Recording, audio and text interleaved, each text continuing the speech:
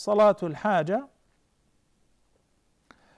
And there is a hadith which is narrated by Abdullah ibn Awfa that the Prophet ﷺ said in this hadith, if one is in need for anything, let him pray, let him make perfect wudu and pray 2 rak'ahs, then praise Allah the Almighty and send the peace and the blessings upon the Prophet ﷺ, then say this dua, La ilaha illallah al-halim al-kareem, Subhanallah Rabbil Arsh al-Azim, etc. And the hadith is narrated or collected by Ibn Majah and so on.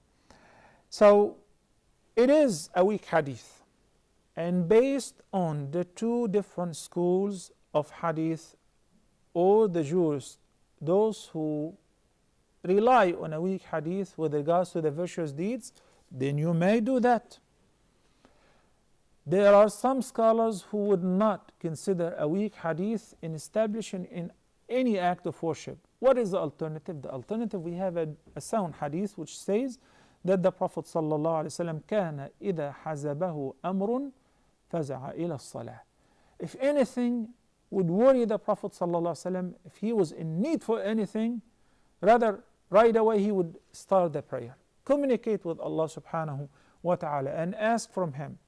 So even if you don't memorize this dua and you happen to pray voluntary prayer, general voluntary prayer at any time, hoping that Allah subhanahu wa ta'ala will fulfill your need, that is legitimate, 100% valid. Whether you say this dua or any other dua, most of the questions that we receive, Sheikh, I don't know how to do the dua of istikhara, I don't know how to make dua in Arabic.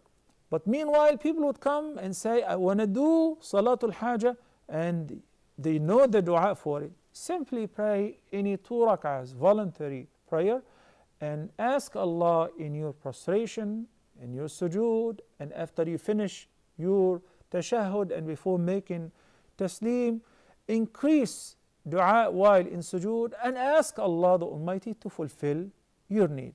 That is 100% legitimate. كان إذا حزبه أمر فزع إلى الصلاة صلى الله عليه وسلم.